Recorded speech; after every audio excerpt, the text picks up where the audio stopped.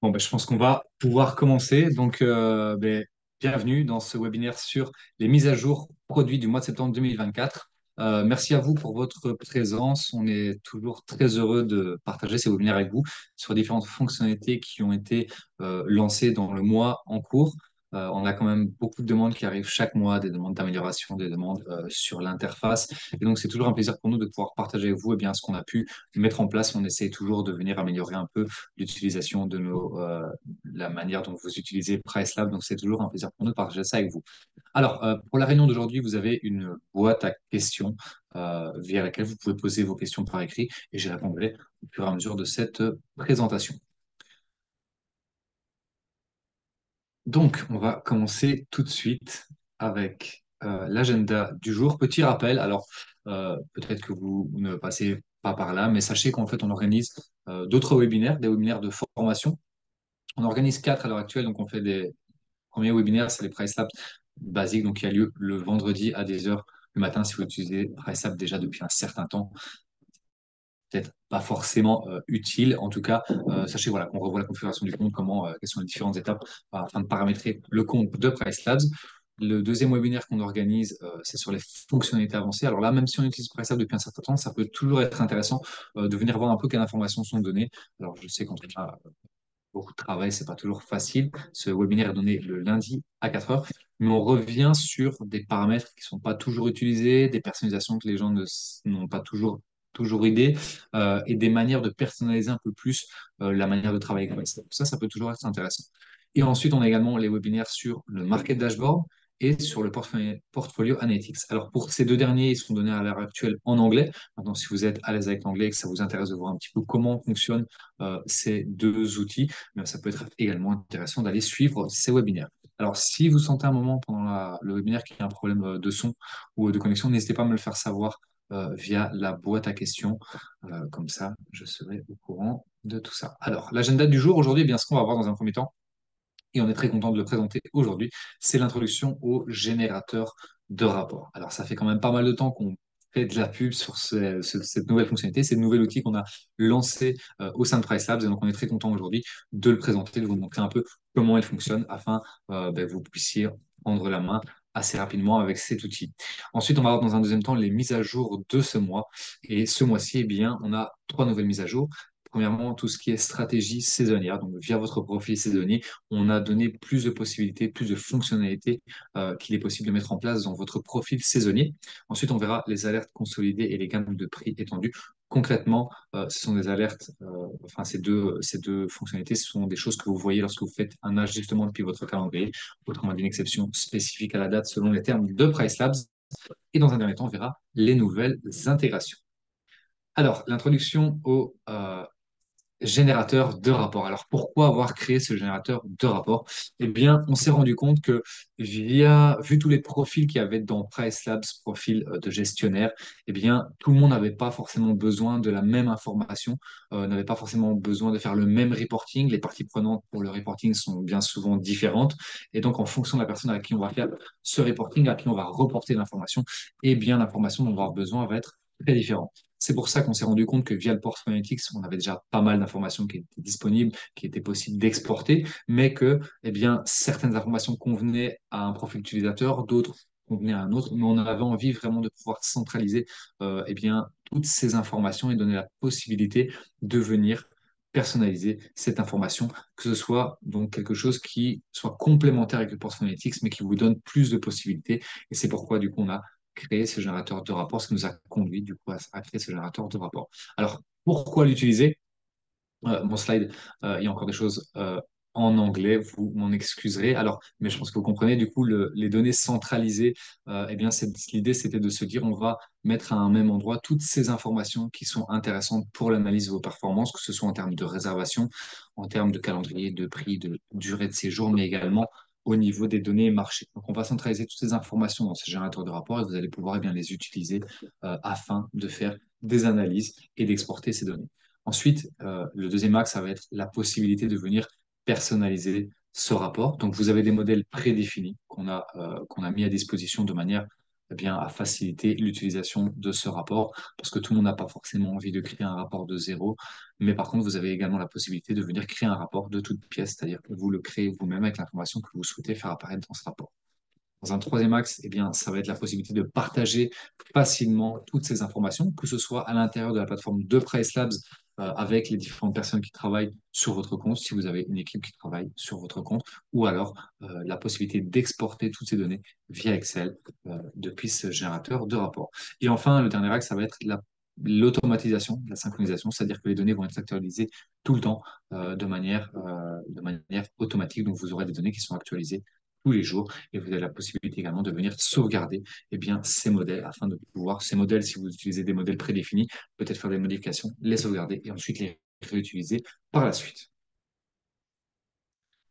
Alors, on va rentrer maintenant, je vous propose qu'on rentre dans la plateforme de WhatsApp, je vous montre concrètement eh bien, comment fonctionne ce générateur de rapport. Encore une fois, si vous avez des questions, n'hésitez pas, je suis là pour y répondre. Alors, lorsque vous êtes dans l'interface de PriceLabs, eh bien, vous avez votre tableau de bord qui est donc comme ceci. Vous allez dans Market, dans Portfolio Analytics, excusez-moi, et là vous avez du coup ici générateur de rapports. Donc vous avez la possibilité soit de rentrer le générateur de rapports tel quel, ou alors de venir voir les rapports populaires, donc les plus utilisés dans ce générateur de rapports. Donc on va d'abord regarder certains rapports, et puis on ira dans le générateur de rapports lui-même. Donc on va rentrer dans le rapport opportunité, qui est un rapport qui est beaucoup utilisé, qui est assez intéressant.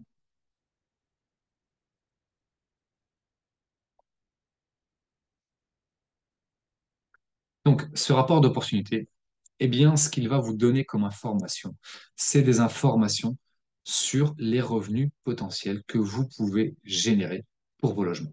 Donc, avant de l'analyser, regardons un petit peu ce qu'il est possible de faire lorsqu'on rentre dans ce rapport.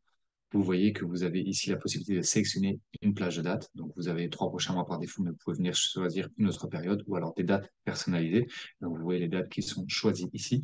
Vous pouvez également venir filtrer les annonces. Donc, par défaut, ici, on a pris les logements qui sont synchronisés, synchronisation en on, d'accord? Vous pouvez venir choisir également d'autres filtres pour venir regarder ce rapport. Alors, qu'est-ce qu'on donne dans ce rapport? Alors, ce rapport, il est intéressant à plusieurs égards, mais lorsqu'on est revenu manager ou alors lorsqu'on souhaite analyser les performances de nos logements, eh bien, on vient bien souvent se poser la question de la performance de logement. Est-ce que le logement performe? Est-ce que nos logements eh bien, ont un rendement qui est attendu? Et si oui, on essaie de comprendre pourquoi, si les revenus ne sont pas à la hauteur de ce qu'on espère, on essaie de comprendre pourquoi. Et donc, ce qu'on propose ici dans ce rapport, c'est de vous donner des informations sur les revenus potentiels que vous pouvez avoir, que vous pouvez être en train également de rater selon certains critères. Donc, dans cette première colonne, alors, vous voyez, cette première colonne ici, ce sont toutes les annonces, d'accord, que vous avez. Si vous choisissez de mettre toutes les annonces synchronisées, vous aurez ici toutes les annonces qui sont synchronisées sur votre compte. Dans cette colonne ici, revenus potentiels, les dates disponibles et réservables, eh bien, ce que vous allez voir, c'est les revenus qu'il est possible actuellement de générer sur cette période, donc la période du 1er octobre au 31 décembre, pour chaque logement, c'est-à-dire les dates qui sont ouvertes et qui sont réservables, pour lesquelles il n'y a pas de restriction, pour lesquelles il n'y a pas de bloc, d'accord, et donc qui sont tout à fait éligibles à générer des revenus. Et ensuite, ici, vous avez revenus potentiels, les dates indisponibles. Et là, ce que vous allez voir ici, eh bien, c'est les revenus que vous pouvez générer, mais qui, selon certains critères, certaines restrictions que vous avez mis en place, ne sont pas possibles de générer. Concrètement, on va parler notamment des durées de séjour. Donc, les règles de durée de séjour que vous allez mettre en place, que ce soit euh, la règle de durée de séjour générale, les nuits d'orpheline, est-ce que vous avez des règles qui permettent de faire le calendrier ou pas, les règles de check-in, check-out, donc toutes ces règles et personnalisations qui vous permettent d'ouvrir ou non le calendrier à certaines dates, eh bien, c'est ça qui va, du coup, restreindre ou non, eh bien, l'augmentation de revenus. Et donc, c'est ce que vous allez voir ici. Donc, si je viens classer mes logements, vous voyez que, par exemple, pour ce logement ici, eh bien, en fonction des restrictions que j'ai mis en place sur certaines dates, eh bien, je rate sur cette période-là, eh bien, presque 2 000 $, d'accord? Donc là, c'est quelque chose que vous pouvez voir pour chaque logement. Et donc, ça vous permet assez vite de comprendre s'il y a quelque chose que vous pouvez faire pour obtenir plus de revenus. Ensuite, cette colonne revenu potentiel est bloquée, eh bien, comme son nom l'indique, elle représente les revenus que vous pourriez générer, mais qui, parce que certaines dates sont bloquées dans le calendrier, eh bien, ne sont pas possibles de générer. Autrement dit, lorsque vous avez des blocs dans le calendrier à certaines périodes, eh bien, le système va aller chercher, va comprendre quel revenu vous auriez pu avoir pour ces dates bloquées et va vous donner eh bien, le montant qui aurait pu être généré selon si ces blocs n'avaient pas été dans votre calendrier. Alors, en quoi c'est utile? Donc, ça vous permet directement de voir eh bien, l'argent que malheureusement vous ne pouvez pas générer, les revenus que vous ne pouvez pas générer en fonction de certaines restrictions, mais ça vous permet également, sur base de ces données, d'établir une conversation avec un propriétaire qui est un peu exigeant sur les restrictions qu'il met en place, sur les règles qu'il souhaite avoir, et d'établir une conversation afin de lui faire comprendre que peut-être il faudrait, si son intérêt c'est de générer plus de revenus, eh bien être un peu plus flexible, accepter peut-être des règles qu'il n'aurait peut-être pas voulu au début, mais en lui faisant comprendre qu'ici, eh bien, on voit en fonction de ce rapport qu'on rate quand même pas mal de revenus sur une certaine période. Donc là, on l'a vu sur les 3 prochains mois, mais on pourrait choisir par exemple le mois dernier, voilà, les 15 prochains jours, et de faire comprendre à ce propriétaire, ou en tout cas, voilà, qui a un intérêt à peut-être flexibiliser un peu les règles que l'on met en place, si l'intérêt, c'est de générer des revenus, et tout intérêt, et en tout cas, il y a l'intérêt pour vous comme pour lui de venir flexibiliser un peu ça. Donc, par défaut, dans ce rapport, vous avez également donc, les revenus d'accord, que vous générez et le pourcentage d'occupation. Alors, si vous souhaitez, et ça vaut pour tous les rapports, si vous souhaitez venir modifier l'information qui vous est présentée, vous viendrez cliquer ici sur dupliquer et modifier. Ce faisant, le système vous dit qu'il faut que vous changiez le nom du rapport. Pourquoi? Parce que c'est un rapport prédéfini. Donc, vous viendrez mettre par exemple opportunité personnalisée. Donc, en faisant ça, je sauvegarde.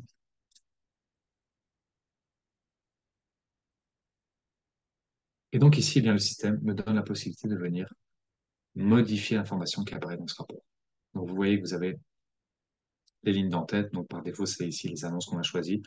On peut venir choisir une autre en-tête secondaire. Ça peut être la ville, le nombre de chambres, voilà, toute série d'informations qu'on souhaite mettre en place. Et puis ici, bien, vous avez toutes les valeurs que vous pouvez venir ajouter à ce rapport. Donc, comme on a vu par défaut, c'est les revenus potentiels, les revenus totaux, les pourcentages d'occupation. Vous pourriez très bien dire eh bien, que vous souhaitez voir également, par exemple ici, le nombre d'annonces actives, la fenêtre de réservation, le séjour minimum, d'accord, qu'il y a pour ces logements.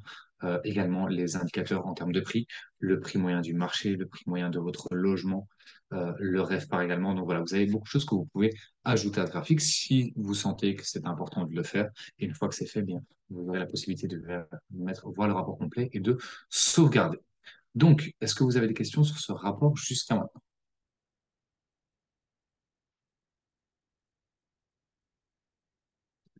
Je vois que non. Alors, si ce n'est pas le cas, on va passer ici dans Portfolio Analytics, générateur de rapport, et on va être sur la page générale. Sur la page générale, vous voyez ici 3 sections. Vous avez tous les rapports, mes rapports, rapports prédéfinis. Donc, nous, on est passé par rapport prédéfini, on a ouvert le rapport d'opportunité. D'accord? Et là, on vous montre eh bien, tous les rapports qui sont créés par Priceapp sont les rapports modèles qu'on vous propose d'utiliser. Vous avez ensuite la section Mes rapports, où si vous faites une modification d'un rapport, ou si vous créez vous-même un rapport, eh bien, vous verrez ici créé par l'utilisateur qui a créé ce rapport. Dans ce cas-ci, moi, c'est mon compte de démo, c'est pour ça qu'il était mis Priceless démo. Je vais revenir en arrière, comme ça, appuyer tout seul. Et enfin, dans l'onglet Tous les rapports, vous avez les rapports prédéfinis ainsi que les rapports que vous avez personnalisés, que vous avez créés de toutes pièces. Ensuite, on va aller sur ce rapport-ci, l'occupation par segment. Donc, si j'ouvre ce rapport,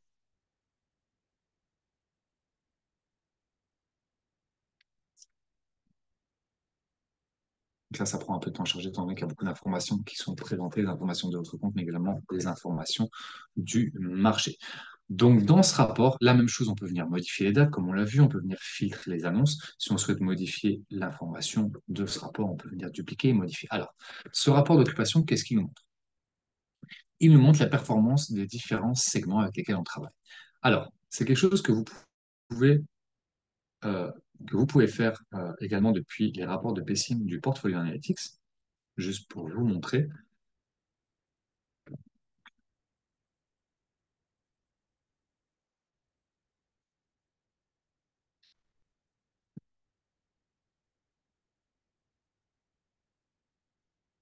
Donc, depuis le Portfolio Analytics, vous pourriez très bien dire, eh bien, moi, je vais venir analyser, par exemple, tous les logements que j'ai dans la ville de Chicago. par exemple, j'ajoute un filtre ici, tous les logements que j'ai dans la ville de Chicago qui ont, eh bien, deux chambres. Donc, j'analyse le segment Chicago deux chambres dans mon portfolio analytics, je montre cette analyse et je peux faire ça pour tous les segments que j'ai de manière à avoir à chaque fois une analyse, un rapport sur chacun de mes segments.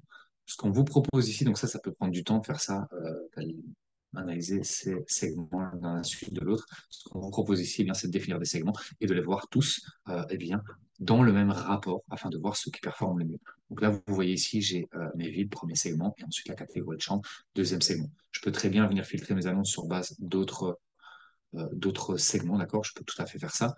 Ici, pour l'exemple, c'est ce qu'on a montré, d'accord? La catégorie de chambre et le nom de la ville. Et donc, ça vous montre directement, eh bien, comment performe chacun de ces segments. Vous voyez que vous avez ici le taux d'occupation qui vous est proposé sur les trois périodes qu'on a sélectionnées ici, l'indice de pénétration de marché, autant dire l'occupation de votre logement par rapport à l'occupation globale du marché. Et ensuite, ici, le pourcentage d'occupation sur la période. Ici, on était sur le taux d'occupation à la même date l'année passée, excusez-moi. Et ici, par exemple, les annonces actives. Donc, ce rapport, par défaut, il nous présente cette information-là. Et c'est assez intéressant parce que ici, eh bien, avec les informations telles qu'elles sont présentées, on peut voir si on fait mieux ou si on fait moins bien. Par exemple, ici, le taux d'occupation par rapport à la même date l'année dernière, eh bien, on peut voir, par exemple, pour les logements à Philadelphie, de une chambre, eh bien, je fais mieux de presque 20% que l'année dernière. Même chose ici par rapport à la liste de pénétration du marché, eh bien, je peux voir par exemple quelque chose d'assez significatif ici que les logements 3 chambres à Philadelphie, eh bien, je fais mieux de 27% que le marché. Donc si vous êtes au-dessus de 100%, c'est-à-dire que vous performez plus que le marché. Donc là, ici, on a 27% au-dessus, c'est-à-dire qu'on fait 27% de mieux que le marché. Et si vous étiez en dessous de 100%, par exemple, ici, pour les logements 4 chambres à Pittsburgh, eh bien, je suis à plus ou moins 70%, c'est-à-dire que je fais 30% moins bien que ce qui est fait sur le marché. Et si vous souhaitez voir votre taux d'occupation, eh bien, vous le voyez ici. Ce que vous pouvez faire également dans ces rapports, c'est de venir eh bien, dire que vous souhaitez classer l'information. Par exemple, moi, je voudrais voir mon indice de pénétration de marché, je voudrais voir ceux qui ont le meilleur indice de pénétration de marché. Donc, quels sont les segments? Eh bien, je viendrai faire sort descending ici. Et je pourrais voir eh bien quels sont mes segments qui, par rapport au marché, performent le mieux. Donc, ça, c'est une chose que je voudrais voir, donc ce qu'on vous propose ici. Et de la même manière que pour les autres logements, si vous souhaitez, les autres rapports, excusez-moi, si vous souhaitez venir dupliquer ce rapport et le modifier, ajouter des informations de la même manière, on a des personnalités, ce que vous désirez, hein, c'est un peu vous qui voyez. Et vous, ensuite, vous sauvegardez et ensuite venez ajouter les informations que vous voulez voir apparaître dans ce logement. Si par exemple, moi, je voudrais bien, dans mon indicateur de revenus, voir par exemple mon prix moyen par rapport à celui du marché, je pourrais indiquer ici le prix moyen du marché. Hop, je reviens. Il va m'ajouter la colonne dans mon rapport et je pourrais voir le prix moyen du marché par rapport à mon prix moyen final. Par exemple, ici, c'est ce que j'indique. Hop.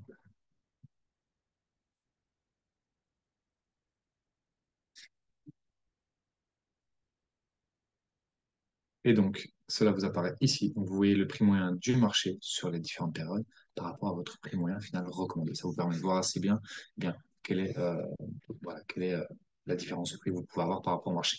Et si vous souhaitez réorganiser les colonnes, vous cliquez ici sur réorganiser les colonnes et vous décidez quelle colonne vous souhaitez faire apparaître en premier, celle qui suit également, notamment quand on est dans une analyse par exemple, voilà, de l'occupation, du prix moyen, du REVPAR, c'est intéressant de les avoir l'une à côté de l'autre afin de comprendre et d'analyser et d'avoir une perspective de ces différents indicateurs ensemble.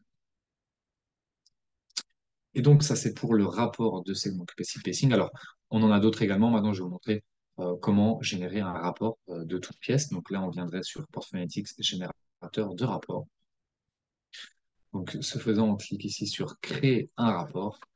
Et lorsque je suis ici, eh bien d'abord, je choisis la ligne d'en-tête. En général, ça va être les annonces, mais ça pourrait tout à fait être un groupe, un sous-groupe, une ville, d'accord, tout ce que vous souhaitez, euh, quel est le segment que vous souhaitez faire apparaître ou quel est le type, le groupe ou le type d'annonce que vous souhaitez faire apparaître. Donc là, vous viendrez créer ici. Et puis, eh bien, vous viendrez décider de ce que vous voulez faire apparaître dans ce rapport. Donc encore une fois, comme on l'a vu, vous avez ligne d'en-tête, c'est annonce. Vous pouvez choisir une deuxième rangée d'en-tête, par exemple imaginons la ville. Ici, vous avez une colonne d'entête facultative. Une colonne d'entête, c'est-à-dire quelque chose au-dessus, vous pourriez indiquer par exemple le groupe. Voilà, dans ce cas-ci, c'était pas le bon, on va le laisser, celui-là.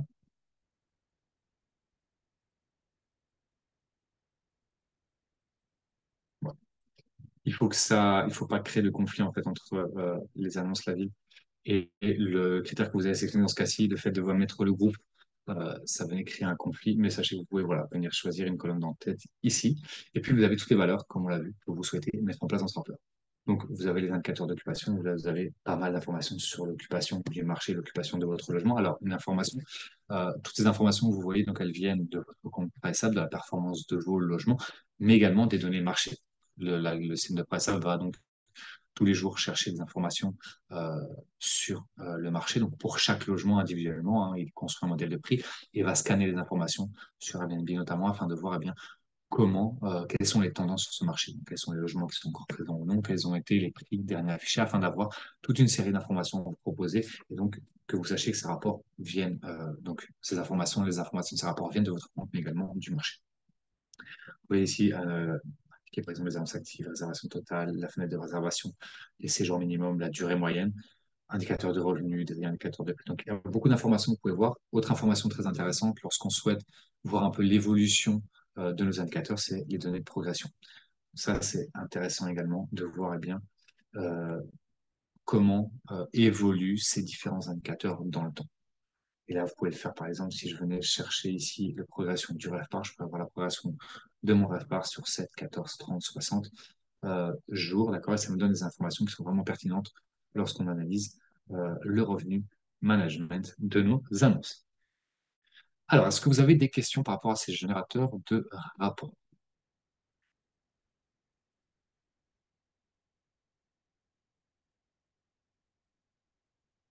Ok, je vois qu'on n'a pas de questions, donc on va passer maintenant au reste de la présentation. Quand vous créez un rapport ici, vous pouvez du coup cliquer sur voir le rapport complet. Vous avez la possibilité ici de venir sauvegarder. Moi, je ne l'ai pas ici parce que je n'ai pas cliqué sur voir le rapport complet. Et du coup, le rapport se crée et apparaît, comme on l'a vu tout à l'heure, dans ici votre liste de rapports sous l'onglet, sous la section, pardon, mes rapports ici. Donc, ce qu'on va voir maintenant, c'est la suite de l'agenda du jour. Donc, ce qu'on va voir dans un deuxième temps, c'est l'optimisation de votre stratégie saisonnière. Qu'est-ce qu'on entend par là? Eh bien, c'est les fonctionnalités qu'on a mis en place pour améliorer vos profils saisonniers. Donc, on avait toute une série de fonctionnalités disponibles et on en a rajouté, notamment la possibilité d'inclure un profil de check-in, check-out dans votre profil saisonnier. Alors, pour rappel, à l'heure actuelle, avant cette mise à jour, vous avez dans ce profil saisonnier la possibilité de venir donc, indiquer un profil de durée de séjour, un profil tarifaire, et également venir modifier prix minimum, prix de base, prix maximum, si besoin, dans ce profil saisonnier. Ce qu'on a indiqué maintenant, c'est la possibilité de venir mettre un profil de check-in, check-out, de manière à pouvoir indiquer sur une saison particulière quelles sont les dates d'entrée et de sortie que vous souhaitez avoir. Donc, c'est une demande qu'on avait déjà depuis pas mal de temps car en fonction de la saison, eh bien, les entrées, les jours d'arrivée et de sortie vont être très différents. On est plus généralement moins flexible sur certaines saisons. Et donc, c'est pour ça qu'on a mis en place cette possibilité d'avoir le check-in, check-out comme profil. Alors, on va aller dans l'outil et vous montrer eh bien, comment accéder à cette fonctionnalité. Donc, vous avez deux manières de venir créer un profil de check-in, check-out, soit en allant dans personnalisation. Donc, je pars du principe que l'on travaille sur un groupe, ce sera plus simple pour, pour ici vous montrer. Alors, on a la première possibilité, c'est de venir dans le profil ici. On a donc les profils durée de séjour, profil des prix, puis les profils de check-in et check-out. Donc, pour ce faire, on viendrait créer un profil. Et là, vous donnez le nom et le nom été. Le nom que vous voulez, donc check-in, check-out, été, que vous voulez à votre profil de check-in, check-out. Et puis, vous venez indiquer ici, eh bien, quels sont les jours d'entrée et de sortie de vos logements. Et là, vous indiquez également si, par exemple, vous souhaitez que les, euh, les check-in, check-out qui viendraient laisser des journées orphelines, vous souhaitez les bloquer ou pas. Et si vous souhaitez avoir des check-in, check-out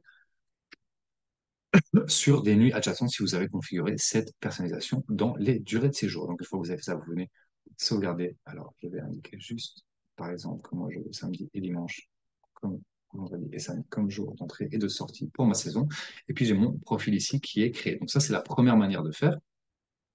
Vous pouvez également venir directement. Alors, vous pouvez le faire au niveau d'un groupe ou au niveau d'une annonce, d'accord? Si je viens, par exemple, au niveau de mon groupe ici, je vais prendre le groupe Apart Studio. Je viens donc dans mon groupe ici. Alors, je comprends pourquoi.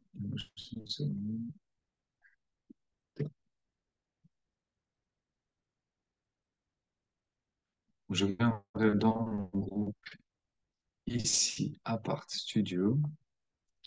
Là, je clique sur modifier et je vais accéder à mon profil saisonnier que j'aurais soit déjà créé ou je souhaite créer pour afin de lui attribuer un profil de check-in, check-out. Donc, je vais dans profil saisonnier, je clique sur modifier profil.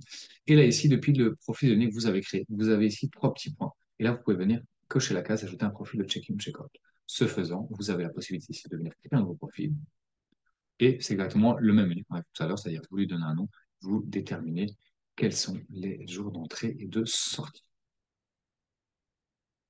Donc ça, c'est pour la création du check-in, profil de check-in, check-out. Deuxième fonctionnalité qu'on a mis en place au niveau du profil saisonnier, c'est de nouvelles possibilités au niveau du profil tarifaire. Donc, le profil tarifaire, pour accéder, on vient à mon profil ici, profil tarifaire. Et si moi j'ai déjà un profil d'été créé, d'accord, le profil tarifaire, c'est autrement dit, sur une saison particulière, eh bien, indiquer qu'on souhaite avoir certaines personnalisations de prix qui sont différentes. Donc là, je viens de cliquer sur modifier.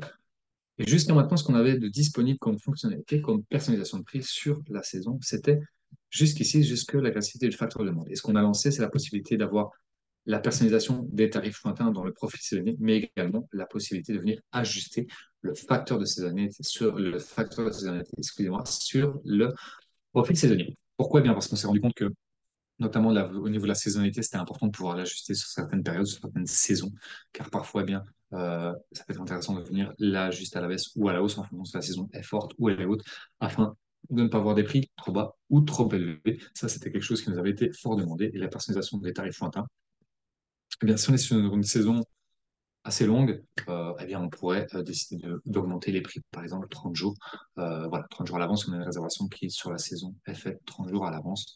Eh bien, on peut augmenter les prix légèrement. Donc, c'est des choses qui nous avaient été demandées d'avoir la même personnalisation de prix que ce qu'on avait en général. Donc, c'est quelque chose que vous pouvez maintenant faire, les tarifs lointains et la saisonnalité. De la même manière, donc, si vous souhaitez euh, accéder à votre profil saisonnier pour venir modifier cela, vous viendrez ici, profil saisonnier personnalisé. Sur des profils. Là, de la même manière que vous avez trois petits points, ajouter un profil check-in, check-out, vous avez ici ajouter un profil tarifaire. Vous pouvez le créer ici de toute pièce ou si vous l'avez déjà créé, vous pouvez le sélectionner. Donc ça, c'était pour les nouveautés sur le profil saisonnier. Est-ce que vous avez des questions sur ce profil saisonnier?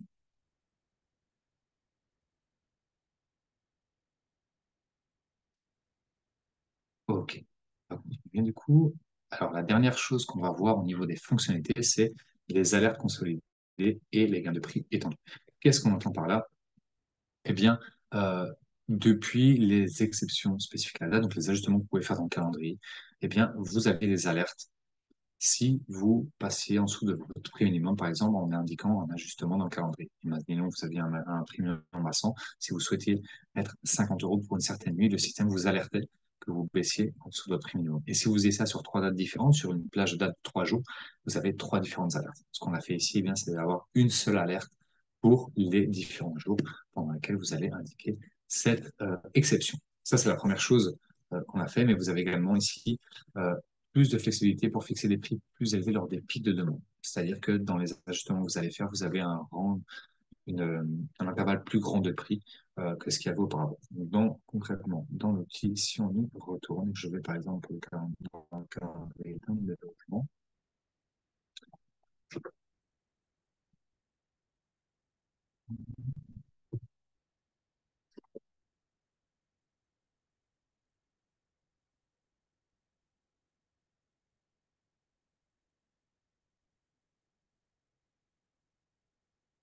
Donc, je rentre ici dans un de mes logements.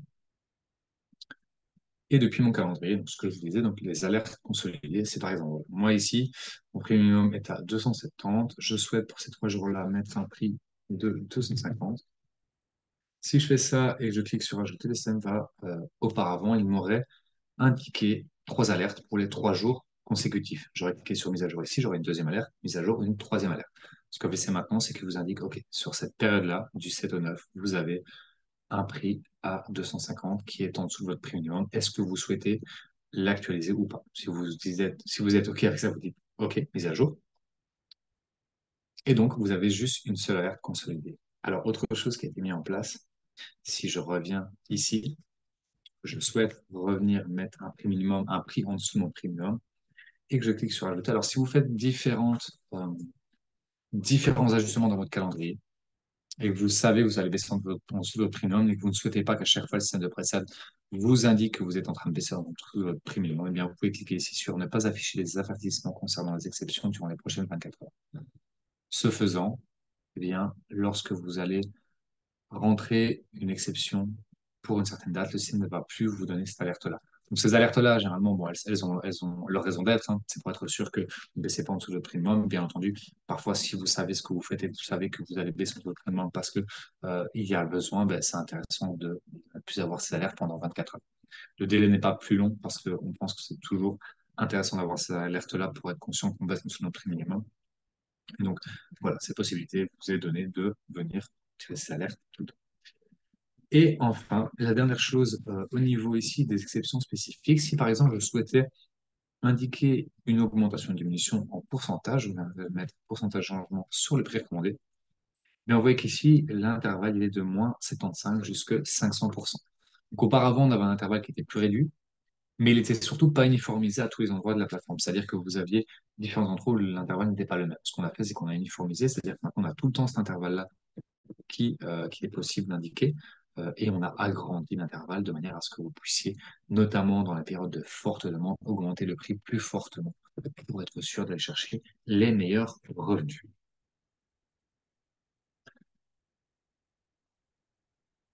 Est-ce que vous avez des questions sur ces alertes et la gamme de prix étendue dans les exceptions spécifiques à la date?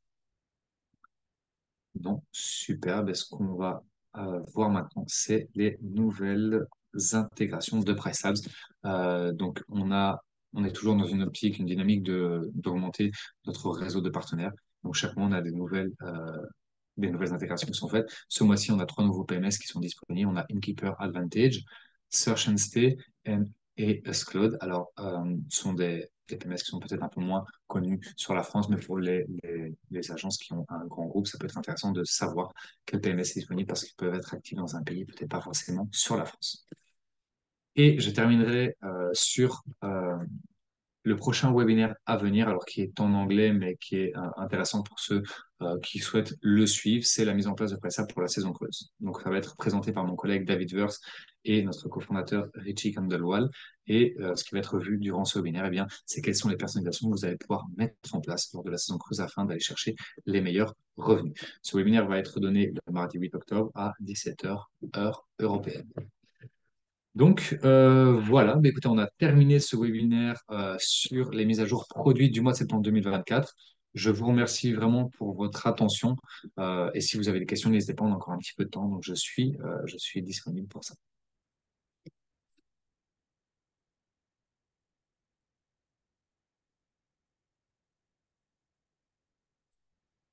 Ok, bah écoutez, je vois qu'on n'a pas de questions. Je pense que, alors, du coup, tout était clair. Je suis ravi en tout cas de vous avoir présenté ce webinaire. J'espère que ces fonctionnalités qu'on vous a présentées aujourd'hui, eh bien, elles vous seront utiles. Je n'ai aucun doute sur le générateur de rapport ni sur les autres fonctionnalités. En tout cas, n'hésitez pas à nous refaire des retours sur ces fonctionnalités, sur la manière dont vous les mettez en place et si vous avez des feedbacks sur, eh bien, quels pourraient être des axes d'amélioration. On est toujours à l'écoute de nos utilisateurs. C'est toujours un plaisir de pouvoir vous aider à travailler de la meilleure manière avec notre outil.